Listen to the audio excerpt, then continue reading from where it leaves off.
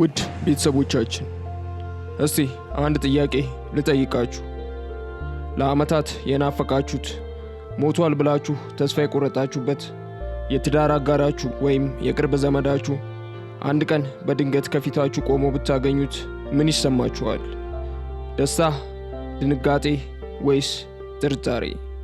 ሰላም ውድ የቤኪ ቲዩብ ቤተሰቦች፣ ዛሬ የምነግራችሁ ታሪክ በ16ኛው ክፍለ ዘመን የተፈጠረ ግን እስከ ዛሬ ድረስ የሰው ልጅን የማታለል አቅምና የእውነትን ውስብስብነት የሚያሳይ አስደናቂ ታሪክ ነው።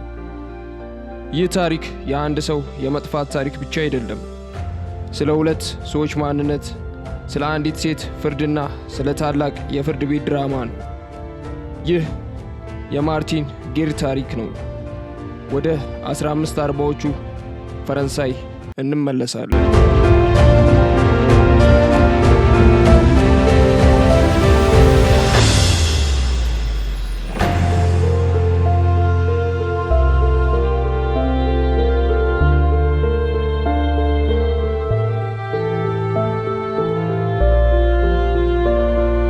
ታሪካችን የሚጀምረው በአርቲርጋት በደቡብ ፈረንሳይ በምትገኝ ትንሽዬ መንደር ውስጥ ነው።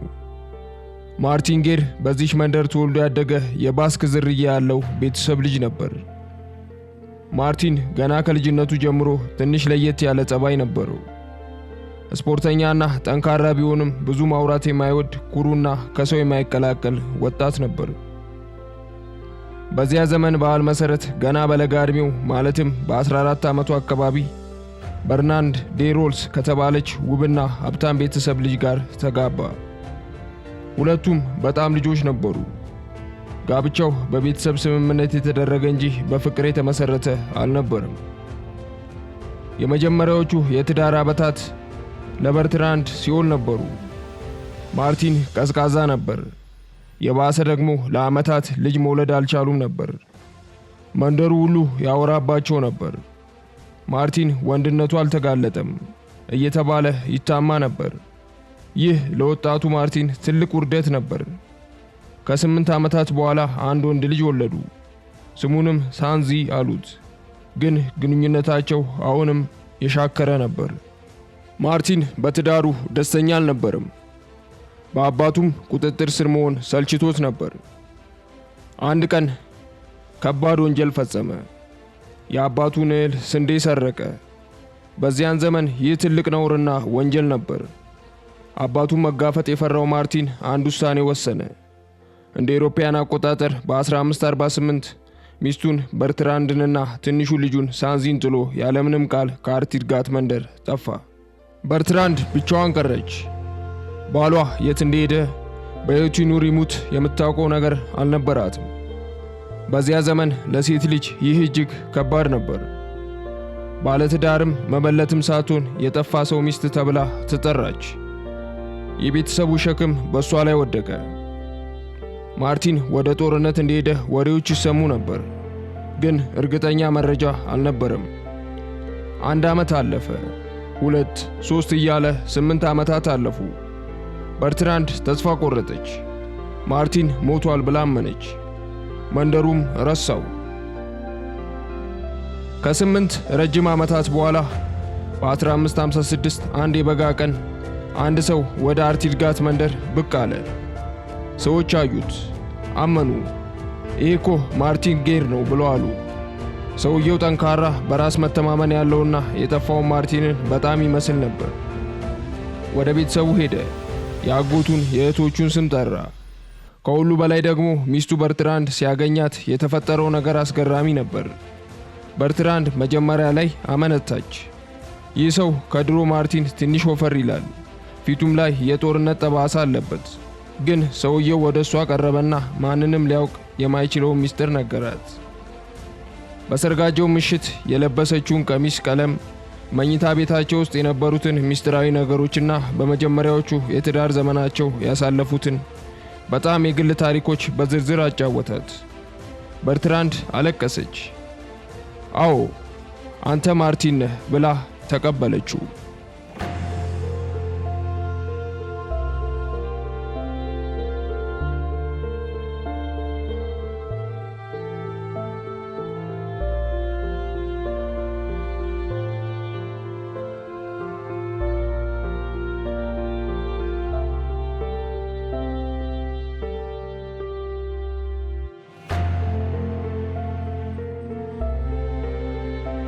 የሚገርመው ነገር ይህ ተመላሽ ማርቲን ከቀድሞ በጣም የተሻለ ሰው ነበር።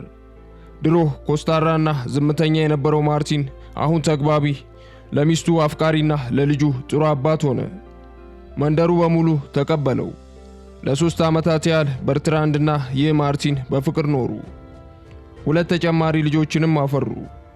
በርትራንድ ከዚህ በፊት አግኝታው የማታውቀውን ደስታ አገኘች። ሕይወት ጣፋጭ ሆነች። ግን ይህ ደስታ ረጅም ዕድሜ አልነበረውም። ታዲያ ነገሮች መበላሸት የጀመሩት የማርቲን አጎት የሆነው ፒየር ጌር ጥርጣሬ ሲያድርበት ነው። ይህ ተመላሽ ሰው ስለ ቤተሰቡ ንብረትና ገንዘብ ያለው ጉጉት ከአሮጌው ማርቲን በጣም የተለየ ነበር። ማርቲን መሬት ለመሸጥ ፍላጎት አልነበረውም። ይሄኛው ግን ገንዘብ ብቻ ነው የሚፈልገው ማለት ጀመረ። ከዚያም ሌሎች ነገሮች ታዩ። አዲሱ ማርቲን የባስክ ቋንቋን ትንሽ ዘንግቷል። እንዲሁም የአሮጌው ማርቲን ያህል ስፖርተኛ አልነበረም። መንደሩ ለሁለት ተከፈለ። አንዳንዶች በጦርነት የቆየ ሰው ይለወጣል ሲሉ፣ ሌሎች ደግሞ ይህ ሰው አስመሳይ ነው አሉ።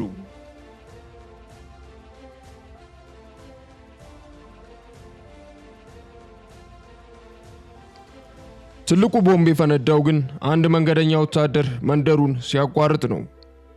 ይህ ወታደር ተመላሹ ማርቲንን አይቶ ይህ ሰው ማርቲን ጌር አይደለም፣ ይህ አርኖ ዱቲል የተባለ ፓንሴት በሚል ቅጽል ስም የሚታወቅ አታላይ ነው።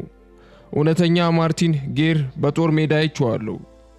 በአንድ ጦርነት እግሩን አጥቶ የእንጨት እግር ነው የተተከለለት ብሎ ተናገረ። ይህ ንግግር አጎትየውን ፒየርን አጠናከረው። ፒየር በርትራንድን አስገድዶ ክስ እንድትመሰርት አደረጋት። በርትራንድ ግራ ተጋባች። የምትወደው ባሏን ታጣ ወይስ ከአስመሳይ ጋር ትኑር? በመጨረሻ ጉዳዩ ወደ ፍርድ ቤት አመራ። የመጀመሪያው ፍርድ ቤት ሰውየውን ወንጀለኛ አለው። ግን እሱ አልተረታም። ወደ ከፍተኛው የቱልዝ ፓርላማ ፍርድ ቤት ይግባኝ አለ። ይህ ችሎት በመላው ፈረንሳይ ታዋቂ ሆነ። ተከሳሹ አሁን አርኖ እንበለው በፍርድ ቤት ያሳየው ብቃት አስደናቂ ነበር። ዳኞችን በንግግር ችሎቱ አስደመማቸው። ስለ ማርቲን ሕይወት የተጠየቀው ማንኛውም ጥያቄ ከልጅነቱ ጀምሮ እስከ ጠፋበት ቀን ድረስ ያለውን በዝርዝር መለሰ። እኔ እውነተኛ ማርቲን ነኝ፣ አጎቴ ንብረቴን ስለሚፈልግ ነው ስሜን የሚያጠፋው ብሎ ተከራከረ። በርትራንድ ምስክርነት ስትሰጥ አለቀሰች። በአጎቷ ጫናና በባሏ ፍቅር መካከል ተወጥራ ነበር። 150 የሚሆኑ ምስክሮች ቀረቡ። ግማሹ ይሄ ማርቲን ነው አሉ፣ ግማሹ አይደለም አሉ። ዳኞቹ ግራ ተጋቡ። ሰውየው እውነት የሚናገር ይመስላል። ሊፈቱት ተቃረቡ። ተመልካቾቻችን ይህ ቅጽበት በደንብ ያዙት። ዳኞቹ ውሳኔ ለመስጠት እየተዘጋጁ ባሉበት በፍርድ ቤቱ በር ላይ አንድ ያልተጠበቀ እንግዳ ተከሰተ። አንድ የደከመ የቆሸሸ ልብስ የለበሰና አንድ እግሩ በጦርነት ተቆርጦ የእንጨት እግር የተተከለለት ሰው ወደ ውስጥ ገባ።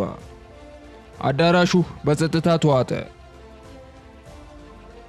ሰውየው ወደፊት ቀረበና እኔ ማርቲን ጌር ነኝ፣ ይህ ሰው አስመሳይ ነው ብሎ ጮኸ። ዳኞቹ ተደናገጡ። አስመሳዩ አርኖና እውነተኛው ማርቲን ፊት ለፊት ተያዩ። ወዲያውኑ እውነተኛው ማርቲን ስለ ቤተሰቡ ሚስጥሮች ተጠየቀ። በሚገባ መለሰ። አሁን የሁለቱ ዕውቀት እኩል ሆነ። ግን የእንጨት እግሩ ወሳኝ ነበር። በርትራንድ ምስኪኗ የእንጨት እግሩ ያለውን ሰው ስታይ ፊቱ ላይ የነበረውን የድሮ ባሏን ኩራት ስታይ ወደቀች። ወደ እውነተኛው ማርቲን ተጠጋች። ይቅርታ ጠየቀችው። በብቸኝነትና በናፍቆት ታውሬ ነበር፣ ይቅር በለኝ አለችው። እውነተኛው ማርቲን ግን ቀዝቃዛ ነበር። እንዴት የገዛ ባልሽን ትረሻለሽ? እንዴት ከሌላ ሰው ጋር ትተኛለሽ? ብሎ ወቀሳት።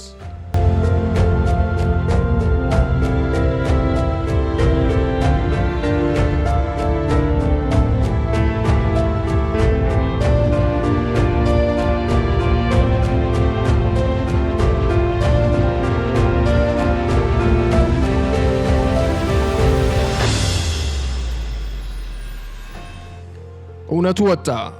አስመሳዩ ሰው አርኖ ዱቲል ነበር። ከእውነተኛው ማርቲን ጋር በጦርነት ወቅት ተገናኝተው ማርቲን ታሪኩን ሁሉ ነግሮት ነበር። አርኖ ማርቲን ወደ ቤቱ እንደማይመለስ ያውቅ መልኩንና ታሪኩን ተጠቅሞ ሕይወቱን ለመስረቅ ወሰነ። ፍርድ ቤቱ ውሳኔውን አሳለፈ። አርኖልዱ በማታለልና በዝሙት ወንጀል የሞት ፍርድ ተፈረደበት። በአርቲድጋት መንደር በማርቲን ቤት ፊት ለፊት ተሰቀለ። ከመሞቱ በፊት ግን ለበርትራንድና ለቤተሰቡ ይቅርታውን ጠየቀ። ይህ ነበር የማርቲን ጌር ታሪክ። አርኖ ወንጀለኛ ቢሆንም ለበርትራንድ ከእውነተኛ ባሏ የተሻለ ባል ሆኖላት ነበር። በርትራንድስ በእርግጥ አላወቀችም ነበር ወይስ እውነቱን እያወቀች የተሻለውን ሰው መርጣ ዝም አለች? ይህ እስከ ዛሬ መልስ ያላገኘ ጥያቄ ነው። የሰው ልጅ ልብና የማንነት ጥያቄ ምን ያህል ውስብስብ እንደሆነ ይህ ታሪክ ያስተምረናል። አብራችሁን ስለነበራችሁ እናመሰግናለን። ውድ ተመልካቾቻችን ታሪኩ ከተመቻችሁ ላይክ፣ አዲስ ከሆናችሁ ሰብስክራይብ በማድረግ ቤተሰብ ሁኑ። እንዲሁም ሐሳቦቻችሁን በኮሜንት መስጫው ላይ አስቀምጡልን። አብራችሁን ስለነበራችሁ እናመሰግናለን። በቀጣይ ፕሮግራም እስከምንገናኝ ቸር ቆዩልን።